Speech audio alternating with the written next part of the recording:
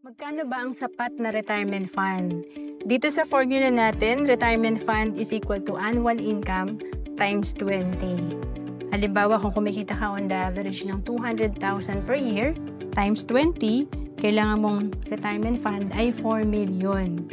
Itong formula na to ay para makonsider ang inflation rate o yung pagtaas ng bilihin at syempre, ma-accommodate natin yung mga risk na halimbawa, ang pwedeng kitain ng pera natin nasa 5% or 10%, talagang magkakaroon tayo ng sapat na passive income or money working for you.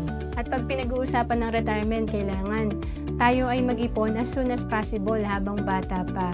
Kasi dito sa sample natin, kung target mo makaipon ng 5 million na retirement fund, pag edad mo ng 60, pag sinimulan mo to at the age of 35, ang kailangan mo ipunin nasa 4,236 lang para mahit mo yung 5 million na target mo. Pero pag late ka na nag-start, halimbawa nag-start ka at the age of 55, nag-delay ka, ang kailangan mo ipunin nasa 68,249. Ang laki na ng kailangan mong ipunin dahil konti na lang yung time na meron ka.